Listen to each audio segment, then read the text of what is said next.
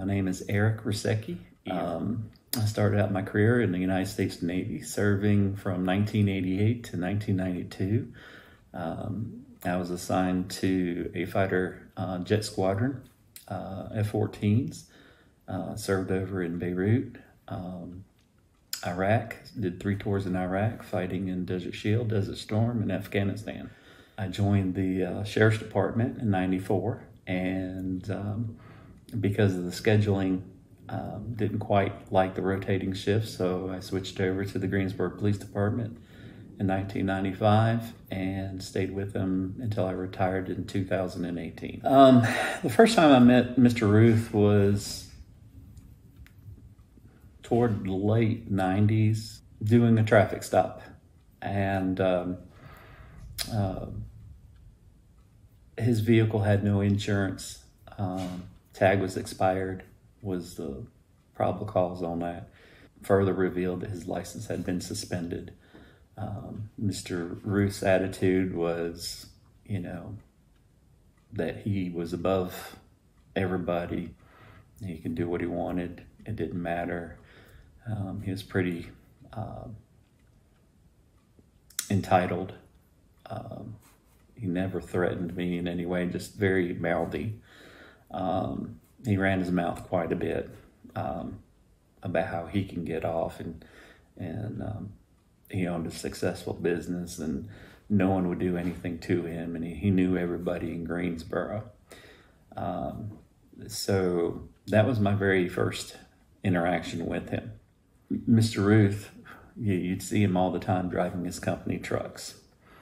And many officers who had that beat around his business and his home knew him and knew all his vehicles had no insurance, which, is a big thing, because it would be not uncommon to have him cited many times a week for driving without a license. He was brazen about it. He never tried to hide it. He would drive right by you, smile, and keep, go. He wouldn't try to run from you. He would pull over and, here's my license. You know me, and after about the first year, he knew me by name.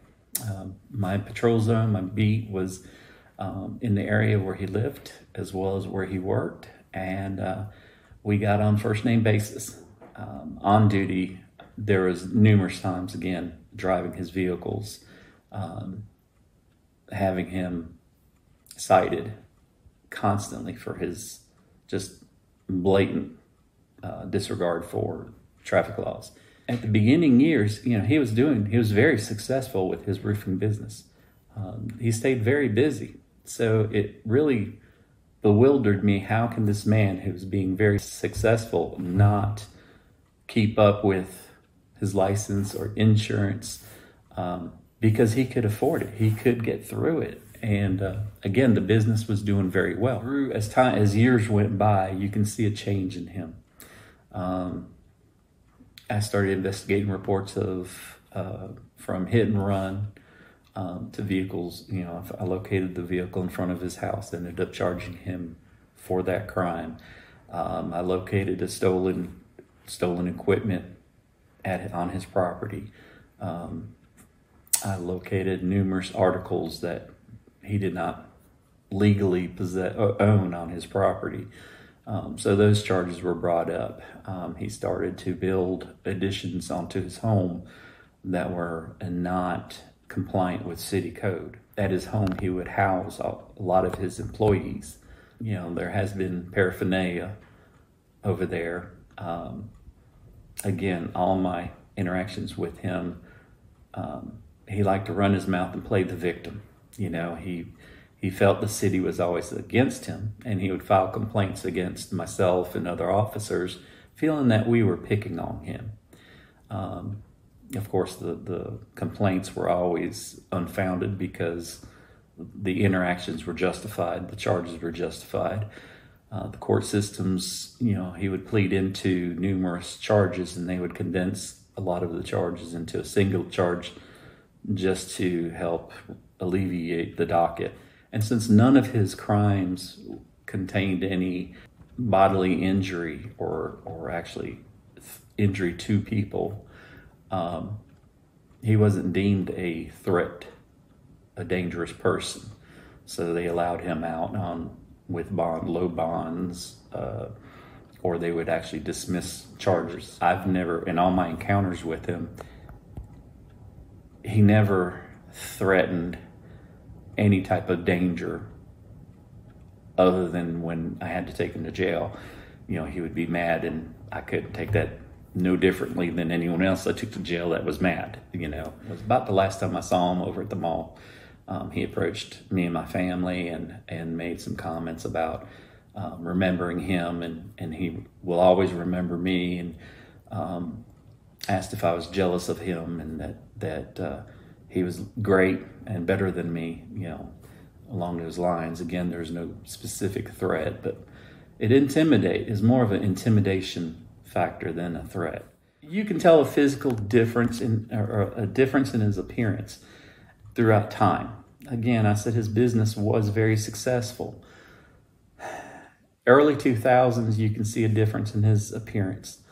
And you can tell through his bodily emotions or bodily features and the way he just moved that he was on some sort of narcotic. His eyes became withdrawn and gaunt. His face became more skeletal. His jerking movements that were unnatural for a normal person of good health. So the officer pulled him over. I can only assume for the same reason that he was always pulled over. I don't remember the exact cause. And during the traffic stop, the officer observed the weapon in the vehicle.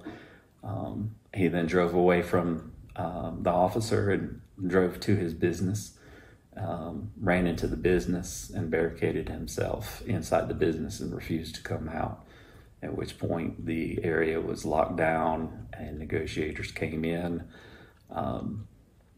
Special teams were activated, and after a couple hours of negotiations, he surrendered himself. Because of his flagrant, above the law mentality, the fact that he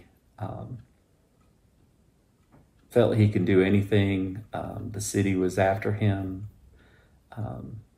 for all of his problems. The police were always picking on him. His drug usage in time could warp his sense of being, sense of his mind. I think that the issue of him barricading himself in the business itself should have put a red flag on his name